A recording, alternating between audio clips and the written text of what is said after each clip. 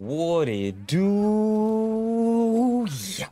What's good, my beautiful people? How are y'all doing today? Ilaria has finally dropped an Overwatch 2 Season 6, and boy, oh boy, I am loving this hero. For the few matches that I were able to get in with her, wasn't able to play her much because currently at the time of this recording, she is only in quick play. So really just waiting for rank for her to hit, to really play her and grind her out when she hits rank. I am loving this hero so far. I really do think she's ridiculous from the few games that I got in. At the time of this recording, before she hits rank, she is supposedly have a nerf hitting her, which is to her healing pylon and her ultimate. Real quick, let's go over her abilities. Her left shift is her movement ability, which is you can use to disengage, put yourself in better situations. And if you quick tip with it, if you jump and then use it and then jump again, it will allow you to be able to get onto certain heights and jump higher. It is very good on the burst of it. It does have a knockback, so being able to have a healer with an escape when you find yourself in those really bad and off situations is very good. Her next ability is her pylon, which heals. So make sure when you're placing this down that you are placing it so that the enemy team can't destroy it. So you want to be very smart and tactical with the placements of it, so that it doesn't easily get destroyed, because this will be one of your main sources of healing when it does come down to her. The other way that she can heal is with her right click, but you do not want to hold it down because there is a bar, as you can see when healing is being done, that does drain over time, so that you want to kind of use it and then let the bar fill up a bit so that it doesn't drain out and now you're on the healing cooldown. So you want to make sure that you're being you're using the cooldowns and using it effective enough, as well as effectively placing the pylon so that in fights in certain situations it's not easily being able to be destroyed, and that you can keep healing while also doing DPS and helping assist in the team in a more flexible approach, which gives this character a very nice touch to her, being able to do that, throw out the heals and do damage. Let's talk about her left click real quick. With her left click, it is a hit scan. So you clock those heads, it will do a lot of damage onto it. If you let the bar fill back up, it does do extra damage versus just constantly shooting it and then you don't get the full damage out of it. So you do want to make sure that you're managing her cooldowns and abilities effectively, especially with her shots, because that's how you get the most effective use out of her.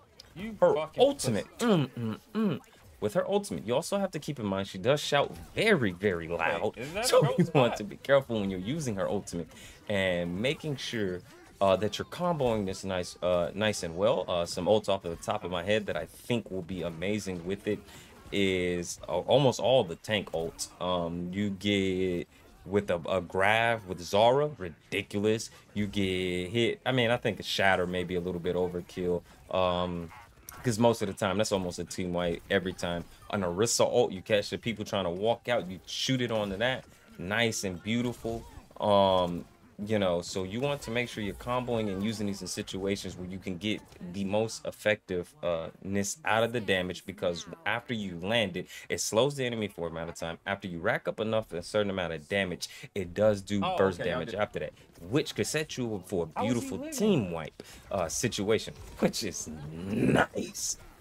So this hero feels like a DPS hero that can just heal, because a lot of the matches that I play with her, you're able to do DPS damage, get these picks in these situations, which a lot of us support mains, if you guys are going through the grind, will run into these situations where the DPSs aren't getting those picks, and there's not much that you can do. So now you find it harder as yourself to try to get these picks as well, unless you're a DPS more man.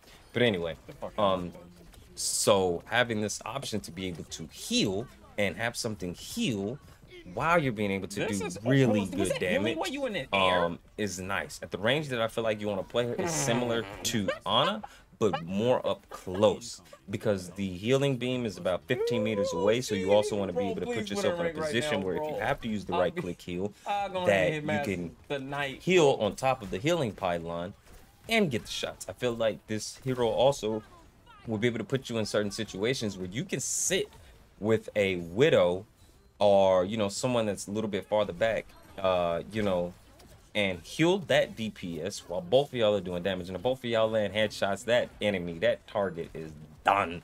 Widows, Ashe, Hanzo, you know, people that play off and not too far up, so that both of y'all are able to sustain pretty nicely. And if the tank needs extra healing, you throw that pylon and you put it in a place so that it heals him up, and while you're on your way to be able to help heal and help with the fight as well, while positioning yourself appropriately. The biggest thing when it comes down to the pylon, I feel like, is that you have to be aware of where you're placing it. So when you're playing certain maps, keep in mind of certain places where you can put it down so that it's not easily be able to be destroyed while being able to get the most healing off of it. You want to keep it out of sight, out of mind. And that's how you will be able to be efficient with her. So when you're playing in certain holds and certain chokes and on certain control maps and things like that, keep your eyes on positions where be like, okay, in this fight, it'd be nice to put it here so that while we're fighting, it's constantly being able to heal. It's not easily being able to be shot. We can always bag up into it to get the heals, and boom. You know, especially for the DPSs, you know, they take a little damage. They can walk off to the side, you know, behind cover, heal up on top of you, just shooting a little of the PP juice, and then you're good to go. I feel like also this would be another good pick playing against D.Va, because D.Va can absorb healing, but with this hero, you have that right click where she can't consume it, what makes it hard while fighting a lot of, you know, D.Vas. Because of the absorbing the heals, especially when the tank is low.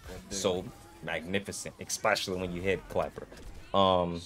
So I think this hero is really good, a really nice touch, especially coming from Life Weaver, which not until this point just became more efficient and valuable, in my opinion. He still needs work, because you feel like a lot of the times you are heal body and stuff. So what are your thoughts? What are your opinions on this hero? I'm really looking forward to her when she hits rank. When she hits rank, there's going to be a lot of gameplay, more gameplay of me playing her in rank, and we're going to go into a more deeper dive and full how you should play this hero video at that time. This is just a quick overview on my thoughts about her. I think she's ridiculous. Can't wait for her to hit rank. What are your thoughts on Illari?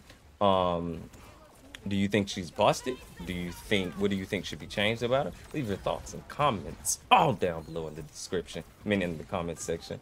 Don't forget to like, comment, and subscribe. A little love can go a long way. Deuces.